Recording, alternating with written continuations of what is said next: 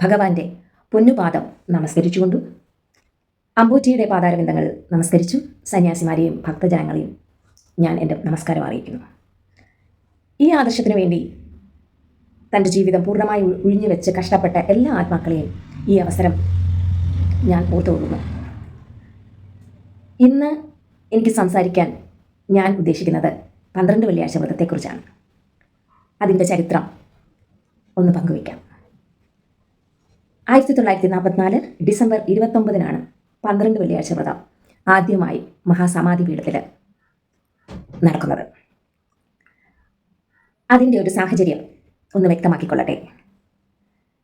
ഭഗവാന് 67 വയസ്സ് വരെയായിരുന്നു ആയുസ് പറഞ്ഞിട്ടുള്ളത്.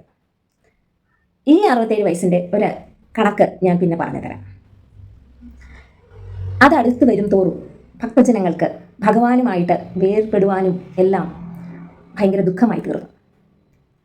ഭഗവാനിൽ പലതരം രോഗങ്ങളും വന്നു തുടങ്ങുകയും ചെയ്തിരുന്നു. അപ്പോൾ പത്മാനന്ദ സ്വാമികളുടെയും ദിവാകര സ്വാമികളുടെയും നേതൃത്വത്തിൽ ഭക്തജനങ്ങൾ 12 വെള്ളിയാഴ്ച വ്രതം എടുത്ത് അത് സമാപിക്കുന്ന ദിവസം, അതായത് 29 ഡിസംബർ 1944 അവർ ഗുരുസന്നിധിയിലേക്ക് എത്തിച്ചേർന്നു. ഇത് ഭഗവാന് അറിഞ്ഞുകൂടാത്തൊരു വിഷയമായിരുന്നു. അതായത് ഇന്നത്തെ ജനറേഷൻ പറയുകയാണെങ്കിൽ ഭക്തജനങ്ങൾ ഭഗവാൻ ഒരു സർപ്രൈസ് കൊടുത്തു. ഭഗവാൻ കാര്യങ്ങൾ ആരാഞ്ഞു. അപ്പോൾ ഭക്തജനങ്ങൾ പറഞ്ഞു, ഞങ്ങൾ കഠിന വ്രതമെടുത്ത് വന്നതാണ്, ഇന്ന കാരണങ്ങളാലാണ് ഞങ്ങൾ വ്രതമെടുത്തിരിക്കുന്നത്. അതായത് ഭഗവാന്റെ വീണ്ടെടുപ്പിനായിട്ടെടുത്ത വ്രതം. 2 വർഷം കൂടെ ഭഗവാന്റെ ആയുസ് ആ വ്രതത്തിൽ നീട്ടിക്കിട്ടിയെന്നാണ് പറയപ്പെടുന്നത്. അന്നത്തെ ആരാധനയിൽ ഭഗവാൻ ചില വ്യവസ്ഥപ്പെടുത്തി. അതാണ് 5 പടികൾ. അതായത് നാമാചാര്യൻ, നിയമാചാര്യൻ, സഭാചാര്യൻ, പ്രചാരകർ, ഗൃഹസ്ഥാശ്രമങ്ങൾ. അതായത് ഗൃഹസ്ഥാശ്രമത്തിൽ നിന്ന് പരമാചാര്യനിലേക്കുള്ള പടികളിൽ നമുക്ക് അത് തൊട്ട് ഏത് പദം വരെയും എത്തിച്ചേരുവാനുള്ള ഒരു മാർഗം ഈ ആദർശത്തിൽ ശ്രീ ശുഭാനന്ദ ഗുരുദേവൻ വെളിപ്പെടുത്തിയിട്ടുണ്ട്. അത് മനുഷ്യരുടെ മോക്ഷമാർഗമാണ്. അതിൽ ഒരു ദേവാലയത്തെക്കുറിച്ചും, അതായത് ലോകാന്ത്യം വരെ മോക്ഷത്തിന് വേണ്ടി ആരാധന നടത്തേണ്ട ഒരു ദേവാലയത്തിനെക്കുറിച്ചും ശ്രീ ശുഭാനന്ദ ഗുരുദേവൻ വിഭാവനം ചെയ്തെടുത്തിട്ടുണ്ട്. അതിൽ നിറയേണ്ടുന്ന നിഷ്കളങ്കത, നിഷ്കാമകർമ്മം, നിത്യശാന്തി, നിത്യാനന്ദം, നാമസങ്കീർത്തനം. 4-ാം യുഗമോക്ഷം നാമസങ്കീർത്തനമാണ്. സഭാചാര്യൻ, അതായത് സന്യാസിമാരിൽ നിന്നും നിയമാചാര്യനും നാമാചാര്യനും അവർ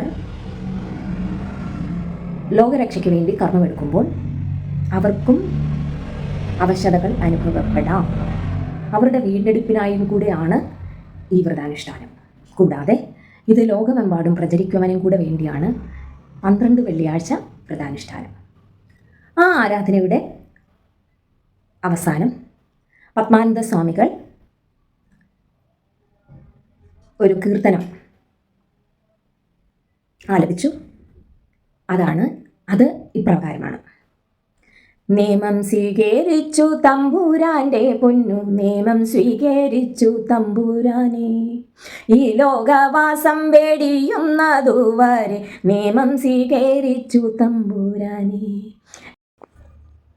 ആ വ്രതപ്രാർത്ഥനയ്ക്ക് ശേഷം പത്മാനന്ദ സ്വാമികളും ദിവാകര സ്വാമികളും അധികം താമസിയാതെ തന്നെ ഇഹലോകവാസം വെടിഞ്ഞു.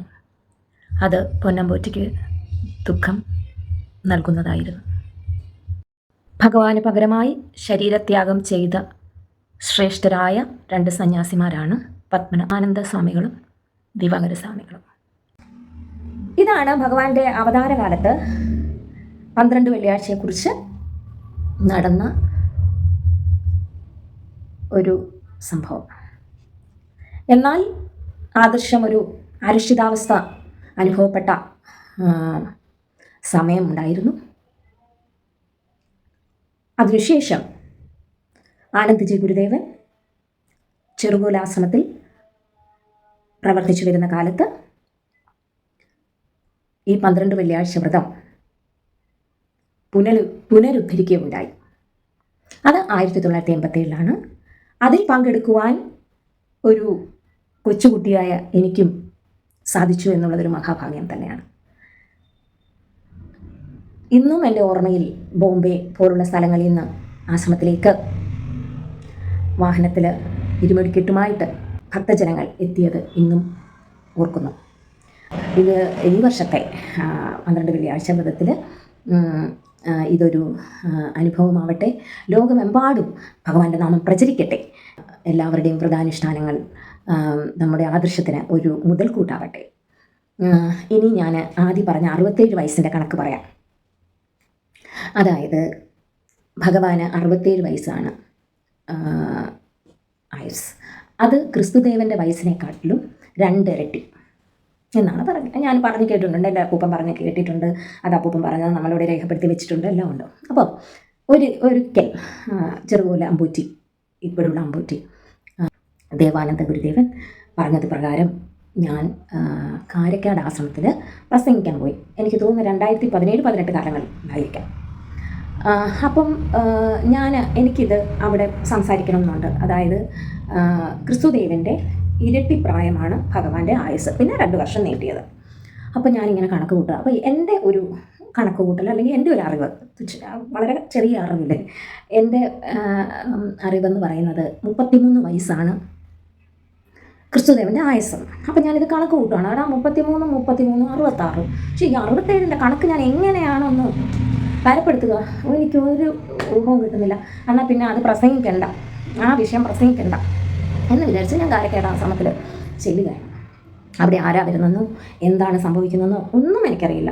എന്നെ അമ്പൂറ്റി ഏൽപ്പിച്ചിരിക്കുന്ന കാര്യങ്ങൾ ചെയ്യുക എന്ന് മാത്രമേ ഞാൻ വിചാരിച്ചുള്ളൂ. എന്തായാലും കാരക്കാട് ആശ്രമത്തിൽ ചെന്നു. വേദിയിൽ എത്തിയപ്പോൾ അവിടെ പള്ളിയിൽ ഒരു അച്ഛൻ വന്നിട്ടുണ്ട്. ചീഫ് ഗസ്റ്റ് അച്ഛനായിരുന്നു എന്ന് തോന്നുന്നു, അതോ വേറെ ആരാണെന്ന് അറിയില്ല. എന്തായാലും പ്രസംഗിക്കാൻ അച്ഛനുണ്ട്. എന്നെക്കാളും മുമ്പിലാണ് പ്രസംഗിക്കുന്നത്. ഞാൻ ഒരറ്റത്താണ് ഇരിക്കുന്നത്. നമ്മൾ തമ്മിൽ യാതൊരു ബന്ധവുമില്ല. അച്ഛൻ പ്രസംഗിച്ചു തുടങ്ങി. എന്നിട്ട് അച്ഛൻ ക്രിസ്തുദേവനെ കുറിച്ചാണ് പ്രസംഗിച്ചു തുടങ്ങിയത്. എന്നിട്ട് അച്ഛൻ പറയാണ്, ക്രിസ്തുദേവൻ്റെ ആയുസ് 33.5 വയസ്സ്. അയ്യോ, അപ്പോൾ എനിക്ക് അവിടെ ഉത്തരം കിട്ടി. 33, 67 വയസ്സ്. അപ്പം ഞാൻ പിന്നെ പ്രസംഗിക്കാൻ കയറിയപ്പോൾ ഞാൻ അച്ഛനെ നമസ്കരിക്കുകയും നന്ദി പറയുകയും ചെയ്തു. അത് നമ്മളായിട്ട് നടത്തുന്നതല്ല, ഈശ്വര നിയോഗമാണെങ്കിൽ ഇത് നടക്കുക തന്നെ ചെയ്യും. അതെനിക്ക് വളരെ വിശ്വാസമായിട്ട് ഇരിക്കുകയാണ്. അപ്പം ഇതാണ് ഭഗവാന്റെ 67 വയസ്സിൻ്റെ എൻ്റെ ഒരു അനുഭവം. കഴിഞ്ഞ ഞാൻ ചെയ്ത വീഡിയോയിൽ ചില കാര്യങ്ങൾ ഞാൻ പങ്കുവയ്ക്കുകയാണ്. ചിലതിൽ ചില ക്ലാരിറ്റി ഉണ്ടാവണമെന്ന് എനിക്ക് തോന്നി. ഒരു സംശയം തീർക്കുക, അത്ര തന്നെ. അതിൽ ഞാൻ കീർത്തിച്ച ഒരു കീർത്തനം,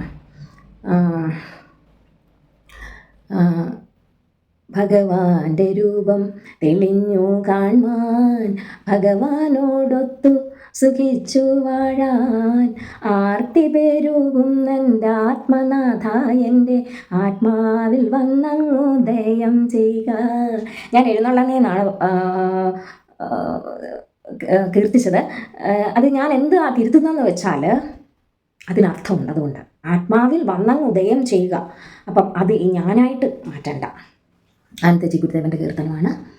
പിന്നെ നമ്മൾ അതിനകത്തൊരു ഡൗട്ട് തോന്നി. അത് ഒരു കീർത്തനം, എൻ്റെ ഗുരുവര എൻ്റെ ഗുരുവര അങ്ങേ ഞാനെപ്പോഴും ഓർത്തിടുന്നേ. അത് ഇപ്പോൾ എൻ്റെ വിവരം അനുസരിച്ച് തീർത്ഥ സ്വാമികൾ എഴുതിയിരിക്കുന്നതാണ്. ഇനി ആർക്കെങ്കിലും വേറെ അഭിപ്രായമുണ്ടെങ്കിൽ, അതായത് അതേപോലെ തന്നെ അതേപോലെ തന്നെയുള്ള കീർത്തനങ്ങൾ ആനന്ദജി ഗുരുദേവൻ എഴുതിയിട്ടുണ്ട്. പിന്നെ 1, 2 അല്ല, ചിലപ്പോൾ 3, 4 എഴുതിയിട്ടുണ്ടാവും. ഒരേ തരത്തിലുള്ളവർ പല ഭക്തർ എഴുതിയിട്ടുണ്ട്. ഒരേ കണ്ടൻ്റാണ് അതിൽ. നമുക്ക് ഒന്നാണോ അത് ഒരു സാമ്യം തോന്നരുത്. പക്ഷേ ഞാൻ കീർത്തിച്ച കീർത്തനം തീർത്ഥ സ്വാമികളുടേതാണെന്നാണ് ഞാൻ അറിയുന്നത്. ആർക്കെങ്കിലും ഇത് കൺഫേം ചെയ്യാമെങ്കിൽ കൺഫേം ചെയ്യാം. പിന്നെ അടുത്തതായി നമ്മൾ തെറ്റ് പറഞ്ഞുകൂടല്ലോ, തെറ്റ് പറ്റിയത് തെറ്റ്. പിന്നെ അടുത്തതായിട്ട് എനിക്ക് പങ്കുവയ്ക്കാനുള്ളത്, ഭഗവാന്റെ കണ്ണുകളെ പറ്റി ഞാൻ പറഞ്ഞായിരുന്നു. അതിൽ ഞാൻ പറഞ്ഞത് വലതേ കണ്ണിൻ്റെ പ്രിയം, അതായത് ഭഗവാൻ ഇരിക്കുമ്പോൾ ഭഗവാന്റെ വലതേ കണ്ണ്. മനസ്സിലായോ? ഒരു കീർത്തനമുണ്ട്, ഇടം കണ്ണ് സംഹാരം വലം കണ്ണ് ശാന്തി. അപ്പോൾ അത് കൺഫ്യൂസ്ഡ് ആവില്ല. അത് ശരിയാണ്, അതും ശരിയാണ്, ഞാൻ പറഞ്ഞതും ശരിയാണ്. ഭഗവാന്റെ വലത്തെ കണ്ണിൻ്റെ പുരിയക്കടി പൊങ്ങിയും കണ്ണ് ഉയർന്നുമിരിക്കും, ഇടത്തെ കണ്ണ് ശാന്തവുമായിട്ടിരിക്കും. അങ്ങനെയാണ് അതിൻ്റെ ഒരു ലക്ഷണം. പക്ഷെ നമ്മൾ നോക്കുമ്പം ഇടം കണ്ണ് സംഹാരം വലം കണ്ണ് ശാന്തി. മനസ്സിലായി? നമ്മൾ നോക്കുമ്പോൾ അതാണ്, അതൊരു കീർത്തനത്തിൻ്റെ. അപ്പം അതെനിക്കൊന്ന് കൺഫേം ചെയ്യണം. പിന്നെ നോക്കുമ്പോൾ ചേട്ടാ അങ്ങനെയല്ലല്ലോ, ഒരു കീർത്തനം കാണുമ്പോൾ അങ്ങനെ തോന്നും. അങ്ങനെ പല കാര്യങ്ങളുണ്ട് ഇതിനകത്ത്, പല അറിവുകളുണ്ട്. അപ്പോൾ ഗുരുവേ ശരണം ഗുരു ശരണം, ഗുരുവേ ശരണം ഗുരു ശരണം, വേദമോദിയ ഗുരുനാഥ ഓതുന്നടിയൻ തിരുനാമം, ഓങ്കാരപ്പൊരുളായ വിളക്ക് ഗുരുവേ ശരണം ഗുരു ശരണം, ഉയരും നെന്നിൽ തിരുനാമം പെരുകും നിന്നുടെയുള്ളിൽ താൻ, കരുതി കർമ്മിച്ചിടും നേയൻ ഗുരുവേ ശരണം ഗുരു ശരണം. ഇത് പഴയ ഒരു കീർത്തനമാണേ.